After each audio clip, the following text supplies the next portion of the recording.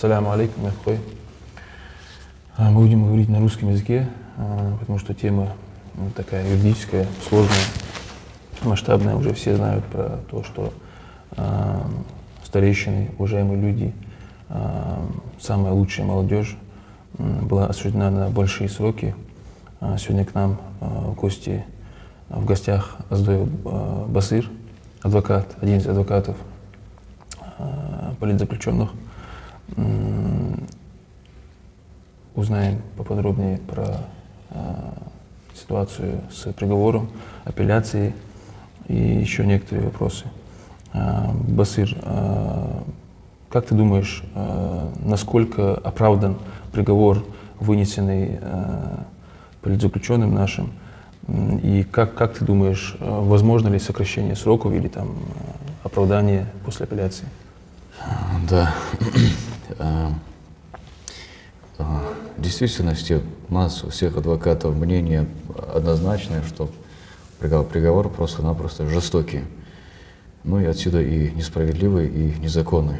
Это единое мнение всех адвокатов. Ни один адвокат в этом не сомневается, не только там адвокат, но и все жители Ингушетии. Потому что когда мы читали приговор, он на 396 страницах, огромный приговор просто.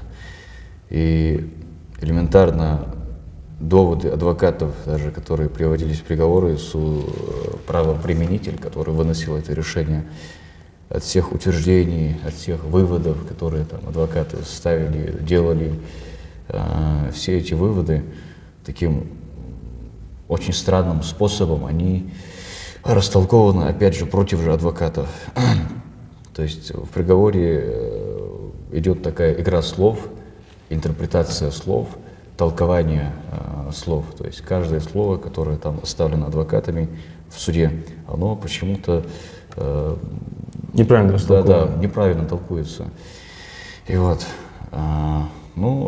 все доводы адвокатов, разумеется, в приговоре они не упомянуты, все выводы адвокатов, обоснованные выводы адвокатов, они в приговоре не упомянуты. И, мы видим, мы читали этот приговор, видим, что есть стопроцентное сходство текста приговора с обвинительным заключением, которое составляли следователи. Вот стопроцентное сходство там, даже технические, механические ошибки, там, опечатки, точки, запятые, да, все сходится. То есть как будто под копирку взяли, да, и вынесли приговор. Как будто бы принесли флешку, копировали и вставили приговор. Вот.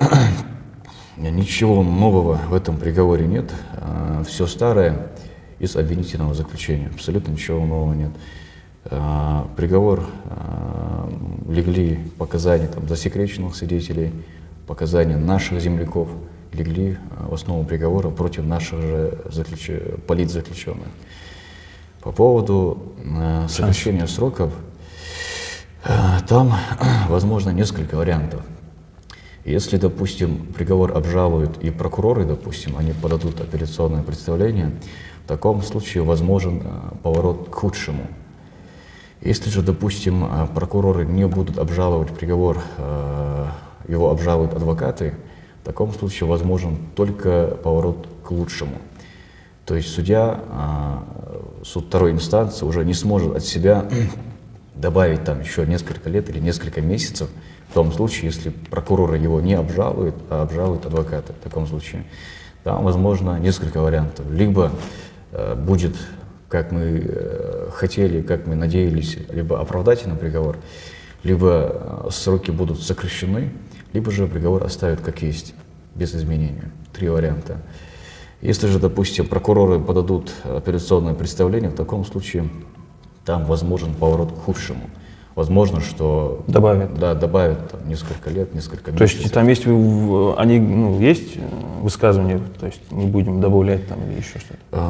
У них, дело в том, что суд первой инстанции дал ровно те сроки, которые запрашивали прокуроры.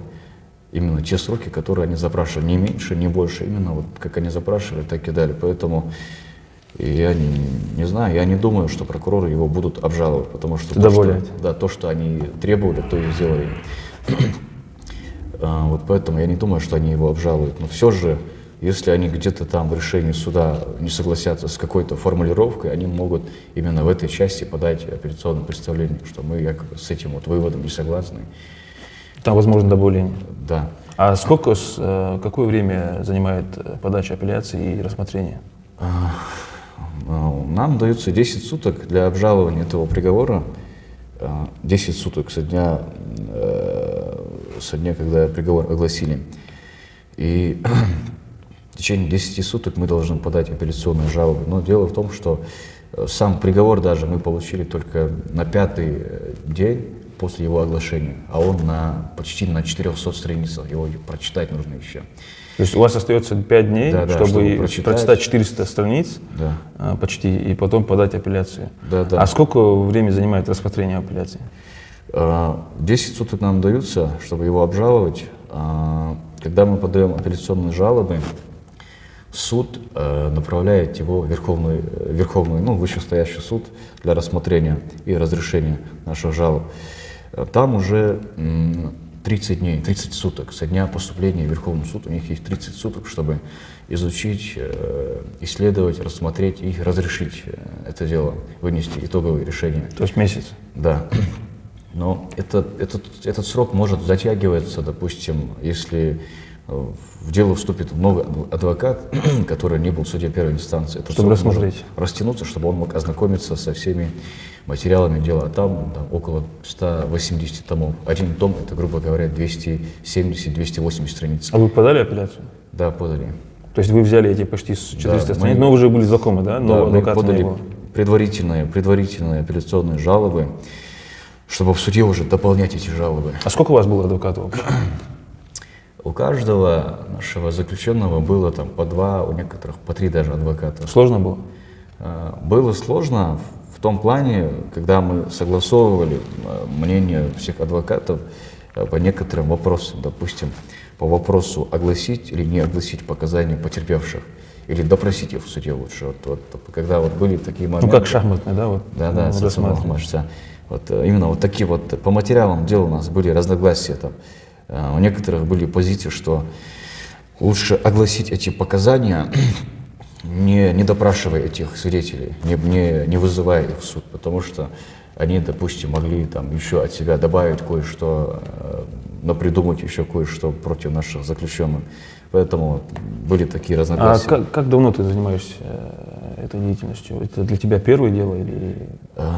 Именно вот это уголовное дело, ингушское дело, его обычно сравнивают там с болотным делом, там еще некоторыми политическими делами.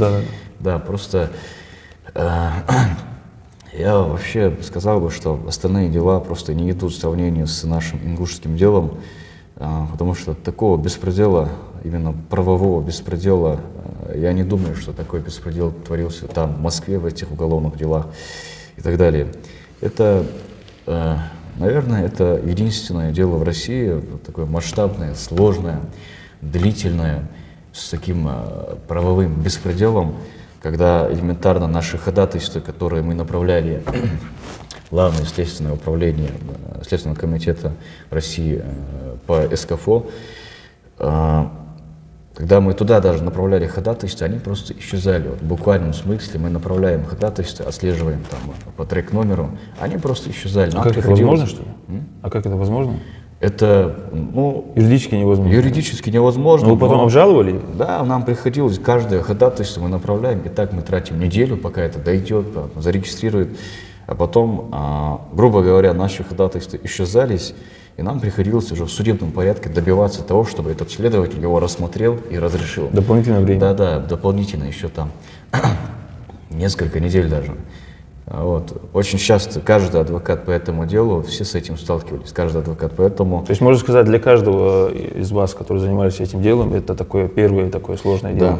Да, каждый адвокат, да, были уголовные дела, сложные, объемные там, и так далее, но такого уголовного дела ни у одного адвоката по этому делу не было ранее. За сколько дней длится? Сколько в году, можно сказать?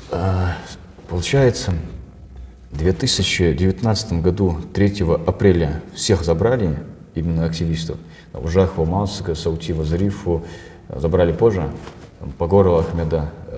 Но с 11 апреля, с 13 апреля 2019 года уголовное дело, получается, длится уже третий год почти, да, третий год уже длится уголовное дело. И в этом, за весь этот период, изначально сложность была в том, что мы не знали, куда их повезли, в каком изоляторе, в каком, я не знаю, ИВС, в каком СИЗО, почему их вообще забрали в Нальчик. То есть изначально людей забирают за административную статью 10 суток, но почему-то их возят куда-то в Нальчик, там, в Осетию, Ну, мне кажется, по поводу задержания там можно часами это рассказывать. Да, Вообще да. беспредел был. Да. А адвокаты сталкивались с каким-то противодействием, насилием, угрозами со стороны властей в процессе этого дела? Сталкивались не только от властей, но и от своих коллег, других адвокатов даже сталкивались, некоторых наших адвокатов, которые никогда, ну, никак не касались этого дела, не принимали никогда в этом участия никакого. То есть неопытные? Да, да, вообще никак не касались этого дела, но от них не то, что от властей, от них даже было давление. От властей тоже, грубо говоря, тоже прессовали, скажем так, прессовали. Ну, к примеру, какой случай можешь рассказать? Допустим, одного нашего адвоката, старшего нашего адвоката, Бекова Магомеда, очень часто его прессовали, вызывали там, прокуратуру на опросы всякие, там, вызывали в ЦП в Ростов, даже административные дела заводились. Но было многое по каждому адвокату. Каждого адвоката прессовали, оказывали давление по-своему. Ну, таких серьезных, мне кажется, это было не такой серьезный пресс, то есть просто время отнять там или задержать. Да, и это, и запугать, наверное, скорее всего. Ну, запугать, мне кажется, тем более Бекова. Да, да. Не настолько Бекова. дураки, чтобы Бекова запугать. Да. Ну, посмотреть, прощупать, как это, Да. как мы будем реагировать, как он, как мы, как все остальные адвокаты будут реагировать. Если, допустим, одного Бекова на него оказывает давление, автоматически я с ним, мы в одной команде, автоматически я тоже думаю, что скоро придут и за мной. То есть посмотреть, как адвокаты себя поведут, скорее всего. Вот были такие моменты. Смотри, а как ты думаешь, были ли какие-то ошибки допущены со стороны вот этих политзаключенных, когда они занимались вот этими законными мероприятиями? Какие, то есть есть ли какая-то зацепка для прокуратуры, для обвинения, прям такая весомая, за что они могли зацепиться? Или это просто с воздуха, прям все там абсолютно придумано? На мой взгляд, единственная ошибка наших политзаключенных в том, что они не записывали разговоры со всеми начальниками, с которыми они разговаривали. С теми же начальниками ЦП, с тем же там, начальниками... Там Бачурин еще был, да? Да, Бачурин. Со всеми разговоры, которые были с ними в личной беседе, на мой взгляд, это ошибка. Нужно, все обещания их? Да, все их обещания, все их уговоры, все их «даю слово», да, вот, и так далее, и так далее. Вот. На мой взгляд, вот именно в этом заключается вся их ошибка. Надо было, грубо говоря, записывать разговоры со всеми чиновниками, со всеми силовиками, большими начальниками и так далее. Потому что сегодня в суде это очень сильно помогло бы, очень сильно. Мне кажется, вот эта ошибка, вот этот опыт поможет и обычным людям, да, которые борются за свои мелкие моменты. Проблема была еще в том, что наши политзаключенные были, скажем так, слишком чистые мысли, на мой взгляд. Просто. Про власть. Да, на мой взгляд, слишком чистые мысли. То есть все обещания наших там, начальников, высокопоставленных чиновников, не стоило брать их, грубо говоря, там, за основание и верить им. Вот это на мой взгляд. Но из-за того, что человек сам чистый, помыслы у него чистые, мысли у него чистые, он не верил. Вот смотри, в сети интернет, можно сказать, практически каждый день закидываются жалобы там, по бытовым причинам, даже по политзаключенным. Что ты посоветовал бы людям, которые записывают, например, видеообращение по какому-то там бытовой причине какой-то, и потом не доводят это дело до суда? То есть нету такой юридической концовки. Да. Я в первую очередь сказал бы, что видеообращения, текстовые обращения, это, грубо говоря, не является для того, чтобы органы государства проводили какие-то серьезные проверки. Ну, исключение — это уголовные дела. Когда там распространили видео, кого-то убили, там, ранены, разрезаны, там, сказали, вот убитый человек и так далее. Уголовные дела публичного характера. Они возбуждаются там, ну, без заявления там, и так далее. Вот только в таких случаях видеообращения, они принимаются государством. Но эти видеообращения, текстовые, там, фото и так далее, они могут это просто учитывать, принять к сведению, да, вот как информацию просто, но проводить какие-то проверки они вряд ли будут. Дело в том, чтобы проводились какие-то проверки там, и так далее, надо именно написать именно либо заявление, либо и письменное заявление, либо письменные жалобы, либо же письменное обращение. 3 вида документа. Просто если, допустим, надо просто понимать, если мы пишем жалобу какую-нибудь там, на что-то, на кого-то, там, дорога там разбитая, там, света нет и так далее, в прокуратуре есть свои отделы надзирающие, там, за здравоохранением, за правами потребителей, там есть разные отделы.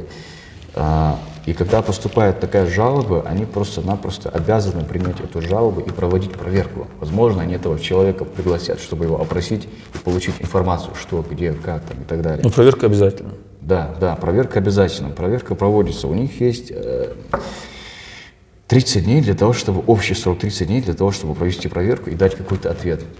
Если 30 дней им не хватает, они продлевают этот срок еще на 30 дней. Да, продлевается срок. Ну, максимум 60. Да, продлевает этот срок, чтобы они могли там уложиться, там, принять какие-то меры и так далее. Просто надо понимать, что видеообращения, они